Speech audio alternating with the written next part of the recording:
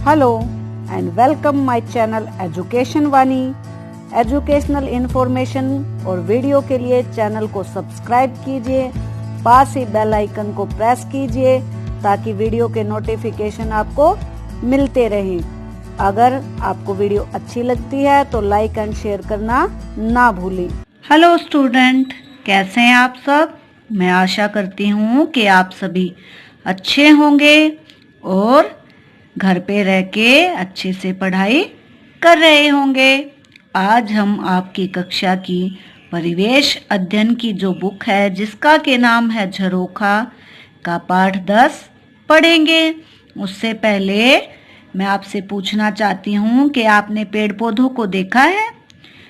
जब कभी पेड़ पौधे उखड़े होते हैं तो उसके नीचे क्या होती हैं?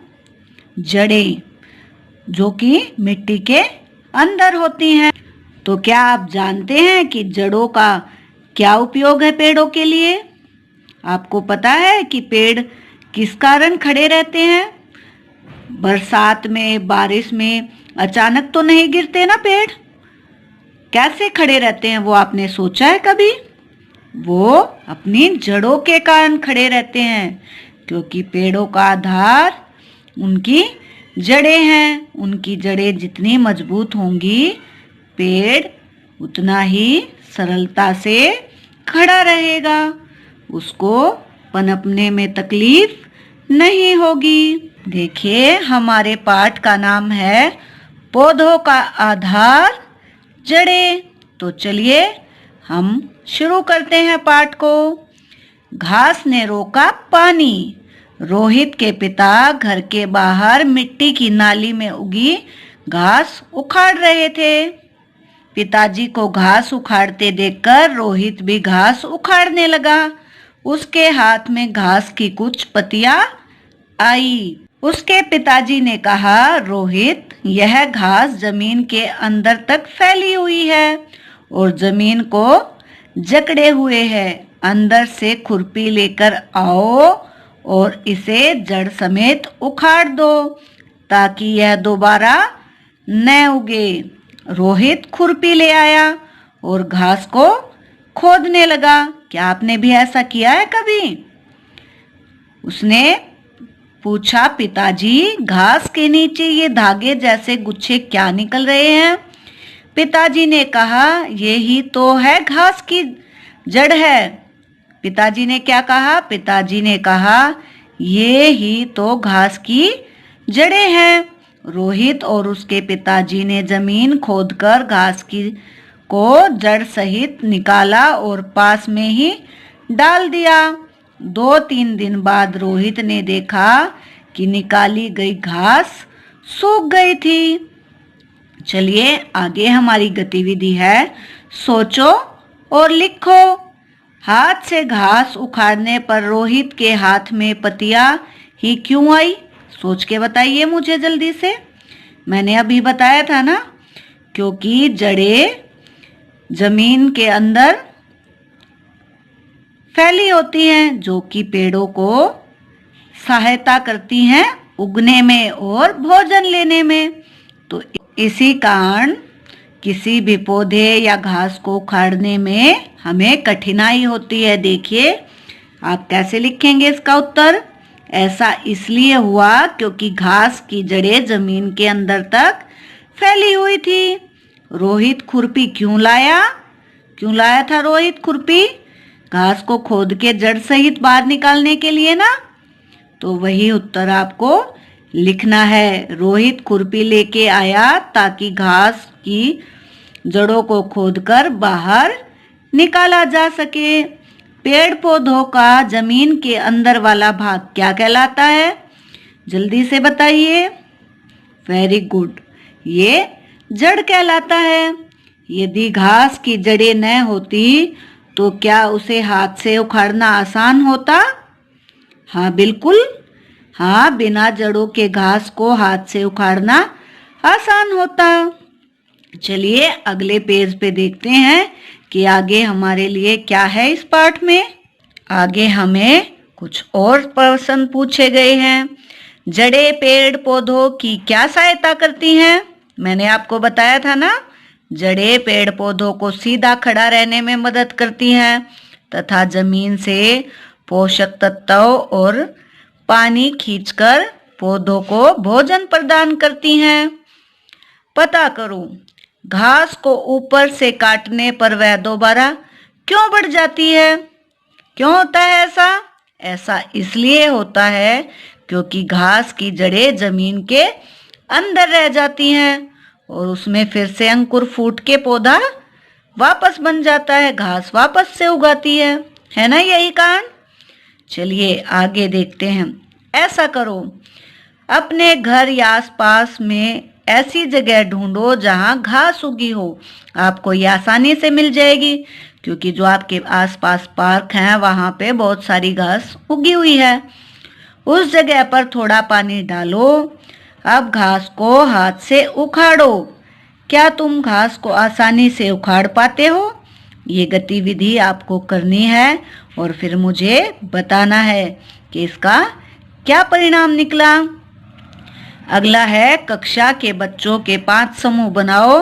नीचे दी गई चीजों को इकट्ठा करो।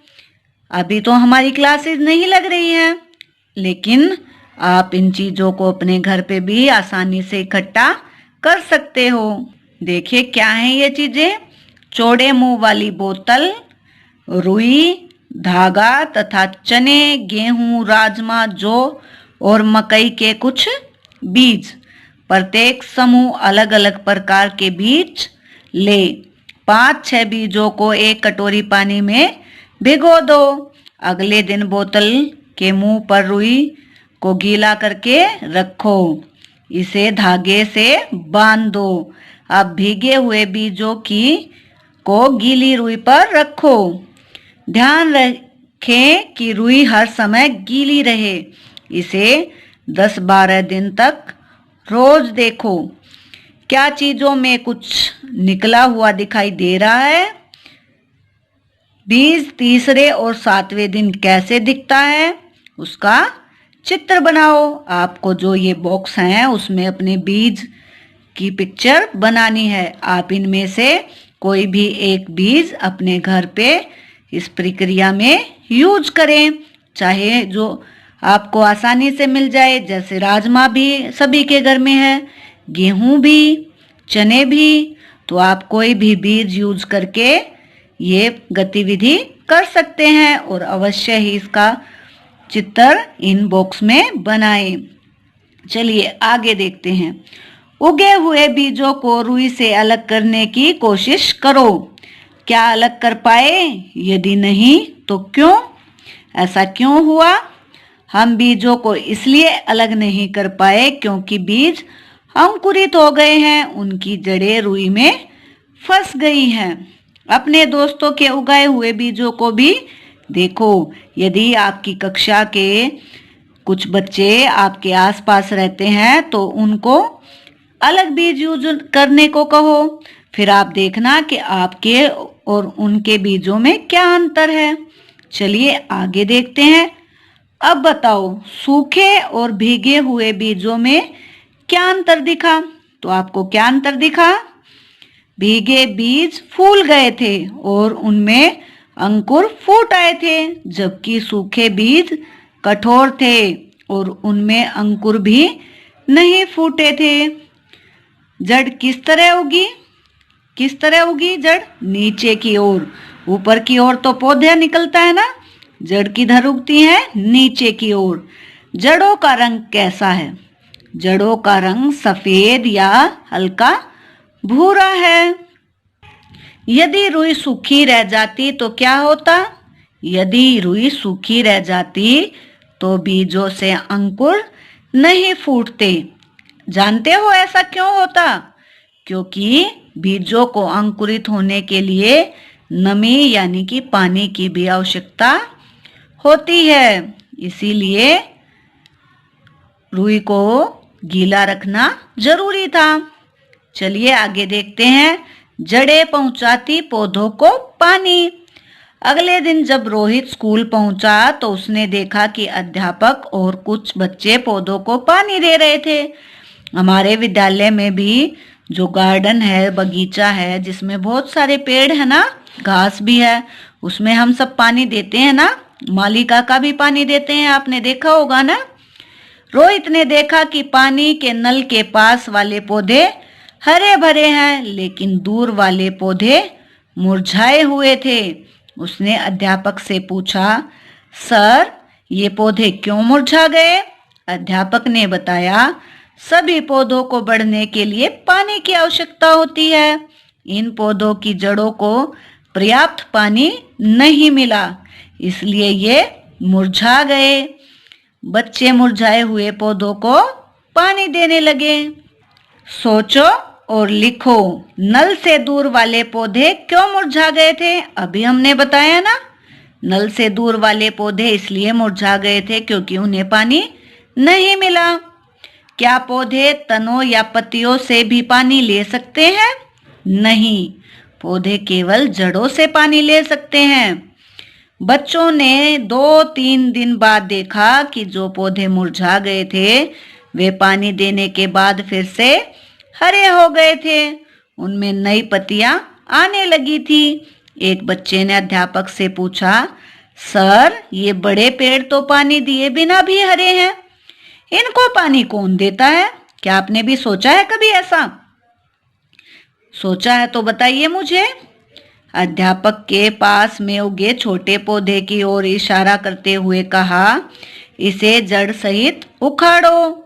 देखो इसकी जड़ छोटी है या बड़ी? एक बच्चे ने पौधा उखाड़ा और जड़ों को देखकर कहा, सर इसकी जड़ें तो छोटी हैं। अध्यापक ने कहा, अब इस पीपल को उखाड़ने की कोशिश करो। बच्चे ने कहा, सर यह तो नहीं उखड़ेगा। अध्यापक ने बताया, बड़े पेड़ों की जड़ें जमीन में दूर दूर तक फैली होती हैं। वे गहराई तक जाकर जमीन से पानी को सोख लेती हैं, इसलिए बड़े पेड़ हरे भरे रहते हैं और सूखते नहीं। तो आप पता चला आपको कि बड़े पेड़ क्यों नहीं सूखते? सोचो और बताओ, खरपतवार का छोटा पौधा आसानी से क्यों उखड़ गया? आप जानते हो, अभी हमने पढ़ा ना, क्योंकि उसकी जड़ क्या थी? छोटी थी। खरपतवार के पौधे, छोटे पौधे की जड़ें भी छोटी थी। ये उत्तर आप लिख दीजिए। अगला प्रश्न है, पीपल का पेड़ क्यों नहीं उखड़ा? तो अभी हमने बताया ना, पीपल के पेड़ की जड़ें जमीन में अंदर तक दूर दूर तक फैली हुई थी, जिस कारण पीपल के पेड़ की पकड़ मजबूत थी। उसे उखाड़ना मुश्किल है। तुम्हारे आसपास ऐसे और कौन से पेड़ हैं जिनको कोई पानी नहीं देता और फिर भी वो हरे भरे हैं? इस प्रश्न का उत्तर आपको खुद से लिखना है, क्योंकि आपके पास अलग पेड़ हो सकते हैं और मेरे आसपास अलग पेड़। जैसे अगर हमारे विद्यालय की बात की जाए तो उसमें नीम, आम, बरगद, कीकर, सफेदा, जामुन ऐसे पेड़ है ना जिनको पानी देने की आवश्यकता नहीं होती। ऐसे कौन से पौधे हैं जिन्हें बार बार पानी देना पड़ता है? तो ये उत्तर भी बच्चे अपनी आसपास के वातावरण से लिख सकते हैं। फिर भी मैं अपने आसपास यानी कि विद्यालय के पौधों के बारे में लिखवा रही हूँ। सदाबहार के फूल देखे हैं ना आपने, गुलाब के, गेंदे के और अपराजिता के पौधे भी, बेलें हमारे विद्यालय में लगी हुई हैं और तुलसी का पौधा भी लगा हुआ है। तो ये छोटे पौधे हैं, इनको बार बार पानी देना पड़ता है, यानी कि रोज विद्यालय में इनको पानी दिया जाता है। लटकती जड़ें आपको पिक्चर में दिखाई दे रही हैं कि एक पेड़ पे जड़ें लटकी हुई हैं और बच्चे उनके साथ खेल रहे हैं। क्या आपने वास्तव में भी ऐसा पेड़ देखा है? देखा है तो आप मुझे नाम बताइए उसका जल्दी से। बहुत अच्छे, ये बरगद का पेड़ है। चलिए इसके बारे में पढ़ते हैं। स्कूल की आधी छुट्टी हो गई, सभी बच्चे खेल रहे थे। रोहित और उसके दोस्त स्कूल में उगे बरगद के पेड़ की लटकन से झूलने लगे।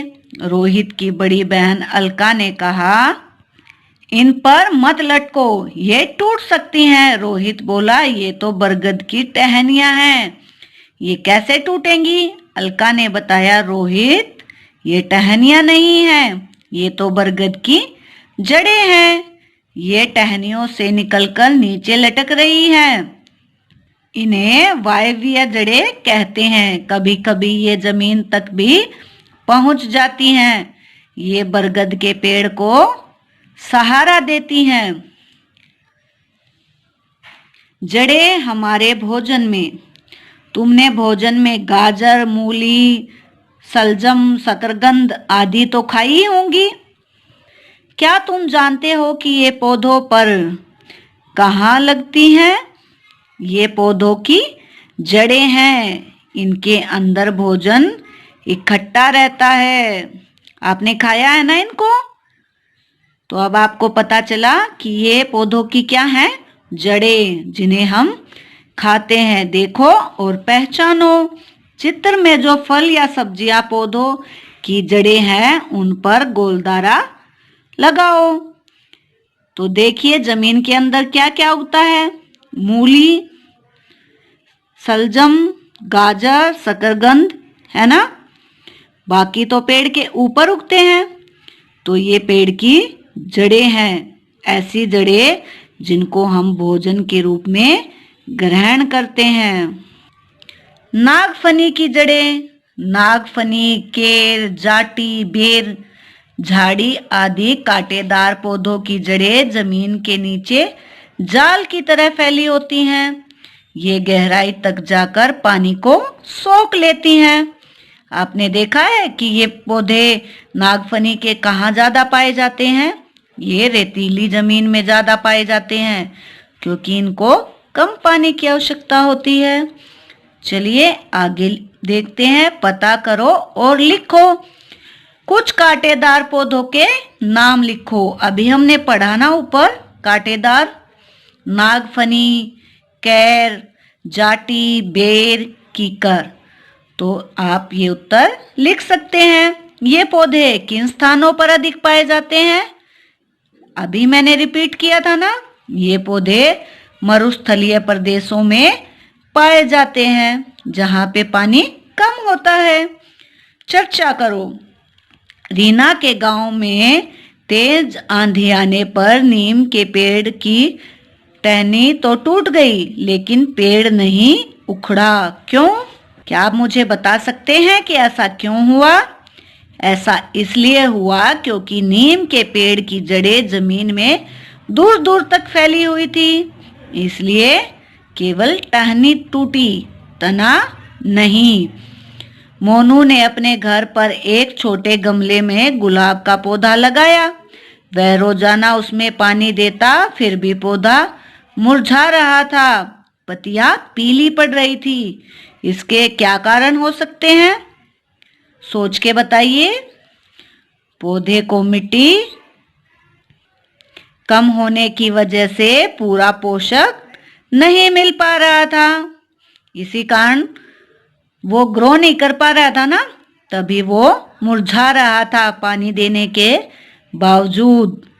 ऐसा करो। खरपतवार के एक पौधे की जड़ों का अवलोकन करो और उसका चित्र कॉपी में बनाओ। आप अपने आसपास उगी घास को उखाड़कर उसकी जड़ को देखो ध्यान से, और कैसी हैं उसकी जड़ें, इसकी पिक्चर आप अपनी कॉपी में बना सकते हैं। चित्र में बिंदुओं को मिलाओ, इनमें रंग भरो और जड़ों के नाम लिखो। तो आपको दिखाई दे रहा है? पहचानिए, मुझे पहचान के बताइए कि ये कौन कौन सी जड़ें हैं। ये हमारे पास है मूली, सलजम और गाजर। तो आपको पता है इनका रंग कौन सा होता है? देखिए यहाँ पे भी आप इनको बिंदुओं से मिलाकर इनमें रंग भर दीजिए। आओ ये भी करें।